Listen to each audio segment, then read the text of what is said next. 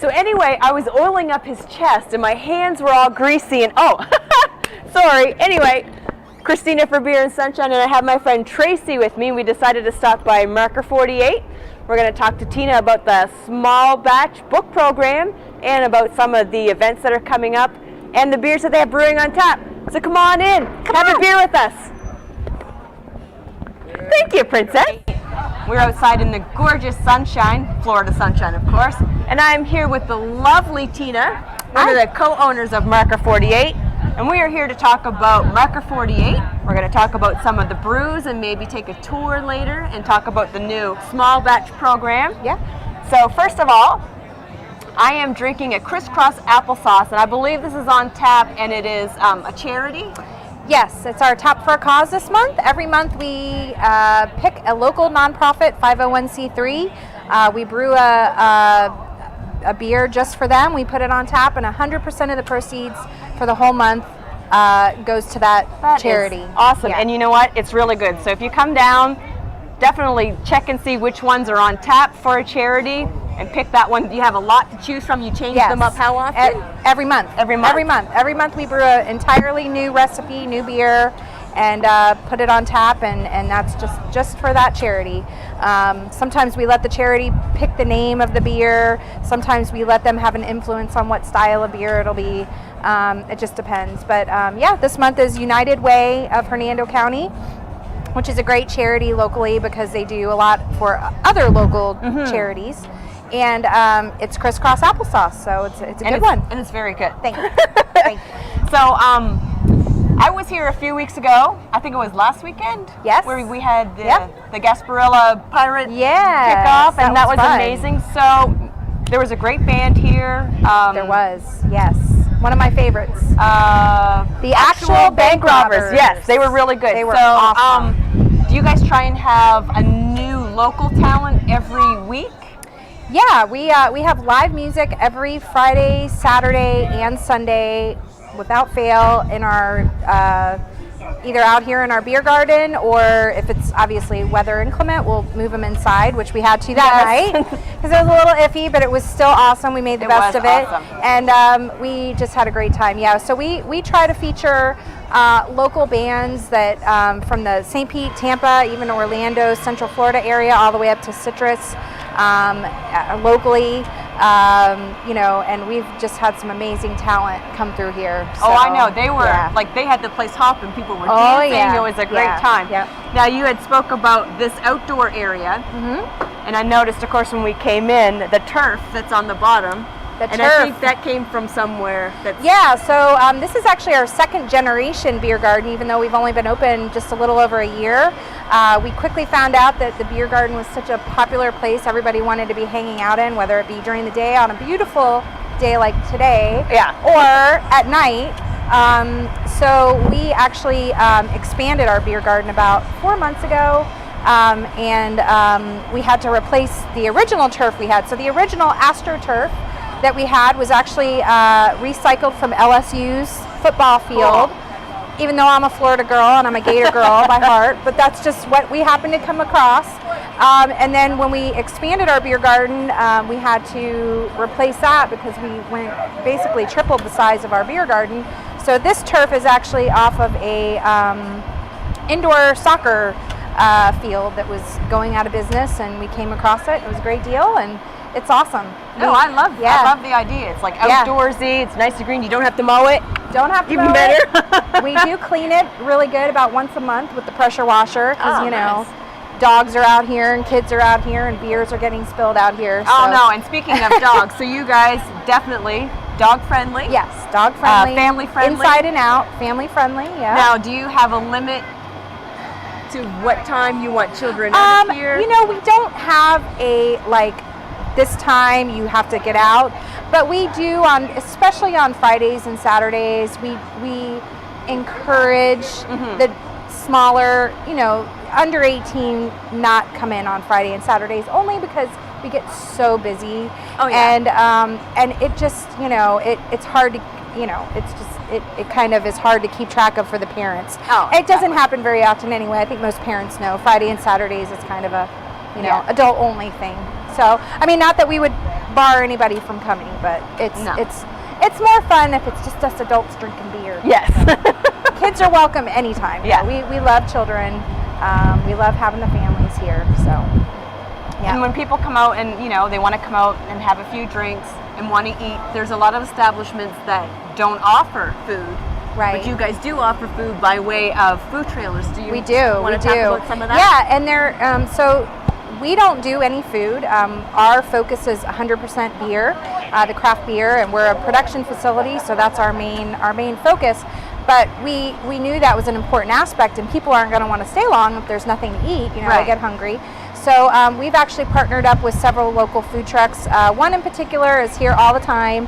It's a separate business from us, but they're amazing. It's called Barbecue. She's pretty much parked here and open every day of the week that we're open, with the exception of Sundays. And she's open pretty much Wednesday through Saturday from 12 to 8. Weeknights and weekends and Sundays we have rotating local food trucks. So we'll have anything from, lobster, mobster lobster. We have wood fire pizza, which is amazing. Yes.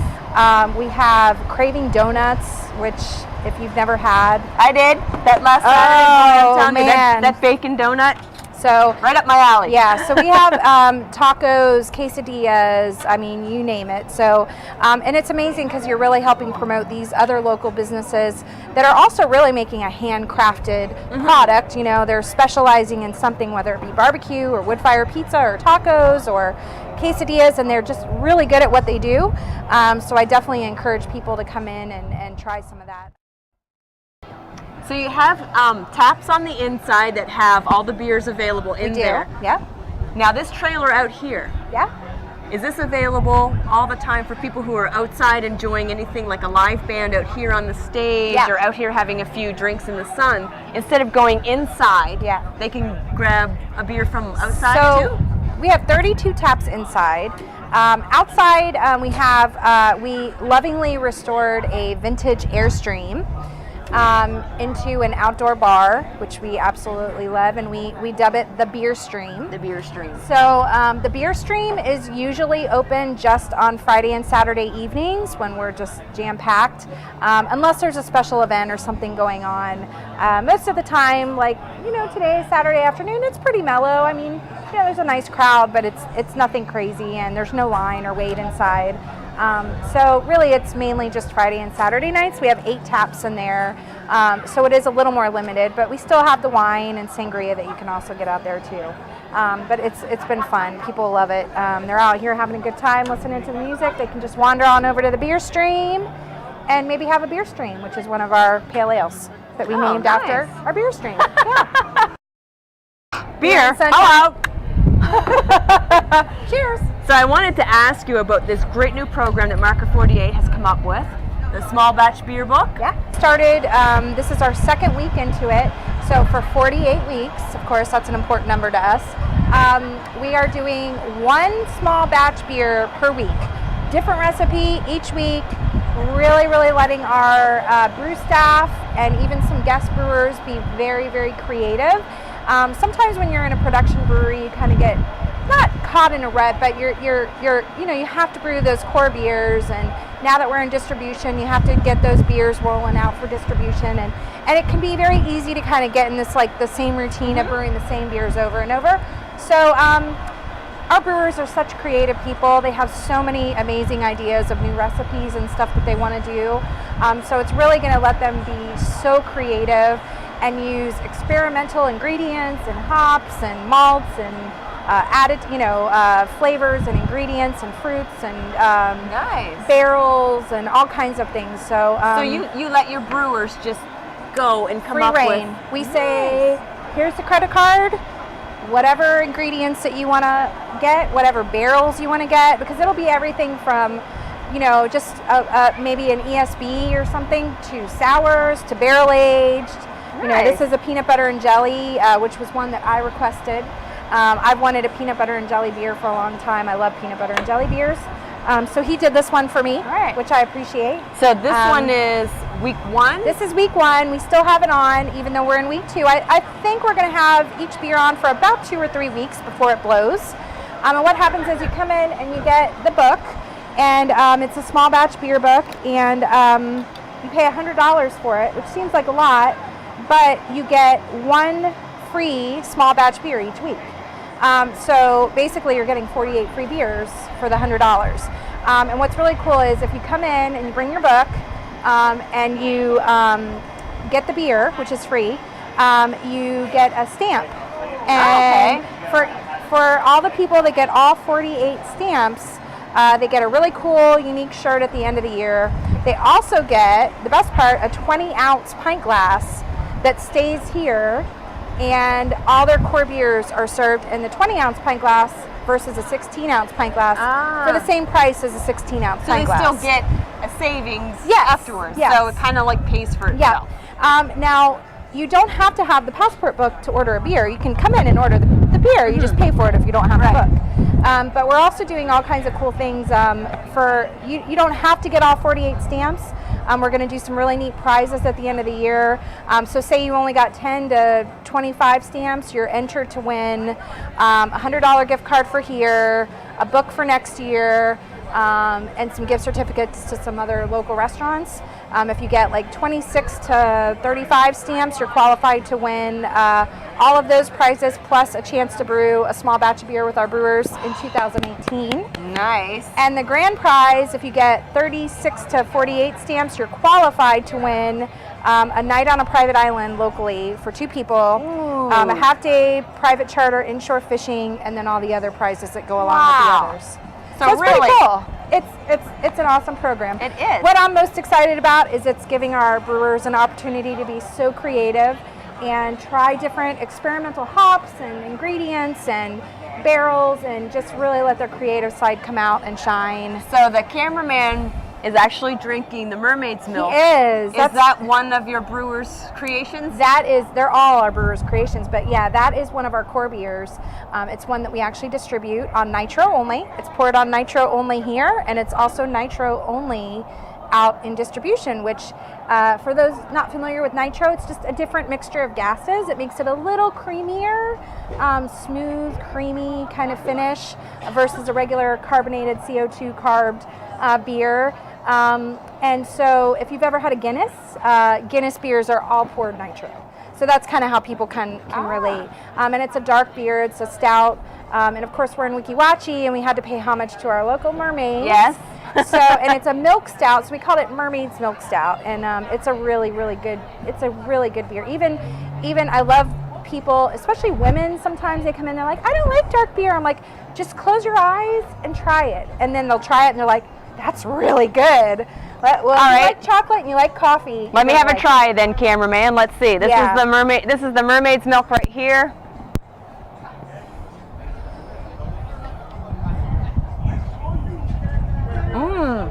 If you like chocolate and you like coffee, that's an awesome beer. That's what I get. I get like a coffee and a chocolate. And I'm not a dark beer drinker, but I close my eyes, like you said. Close your eyes and you never know. You might like it. Yeah.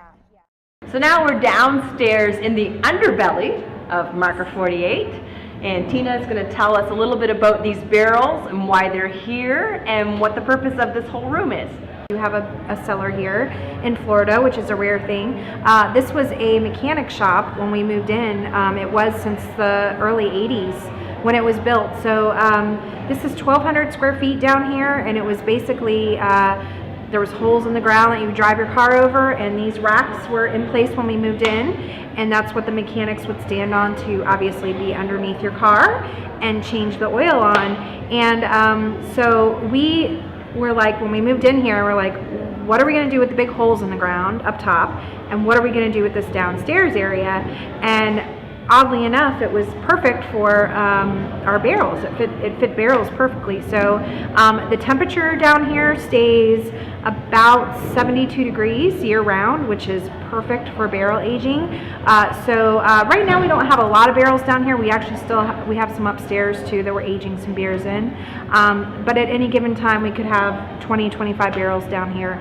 And not all of our beers are barrel aged, for those of you not familiar, but some of our beers we we do different styles that we, after it's done fermenting upstairs in the brew house, we bring it down here to just age in the barrel. So right now we have a few different variety of barrels. We have just some wood barrels, so the beer just takes on the wood notes from the wood barrel. We have some Four Roses bourbon barrels, so they were freshly emptied within 2 days, brought to us, and the beer put in. And so obviously that beer will pick up not only the wood characteristics from the barrel, but the bourbon from the Four Roses.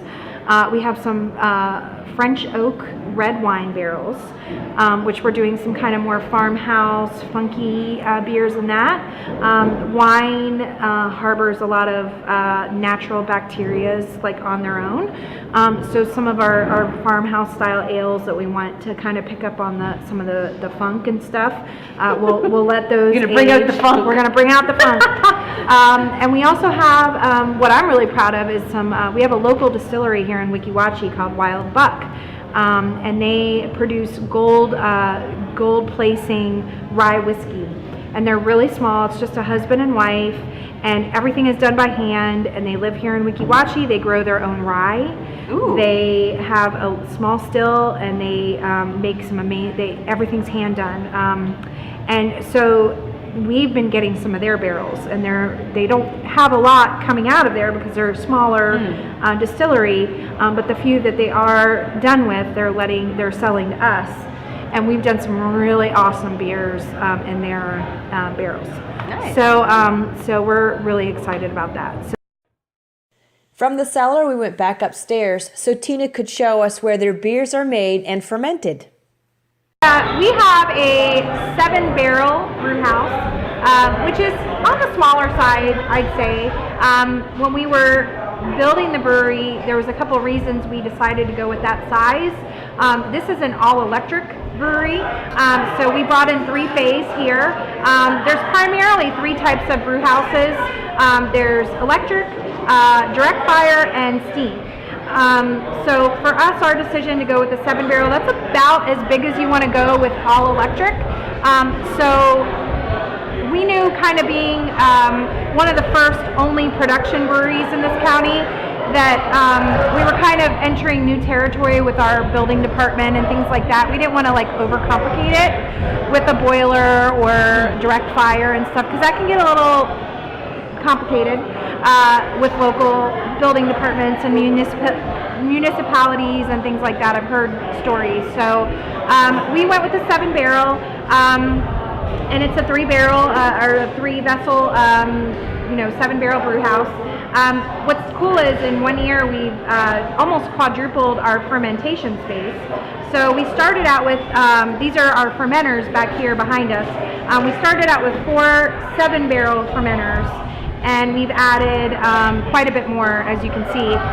So we now have 5 7-barrel fermenters that are jacketed. We have a 30-barrel fermenter, and we have a 15-barrel fermenter, and we have 2-barrel jacketed fermenters, as well as some non-jacketed fermenters that we keep in a cold room in another area. So we also still brew on our 1-barrel pilot system. That's what a lot of the small batch beers will be made on, and we just have fun with that one.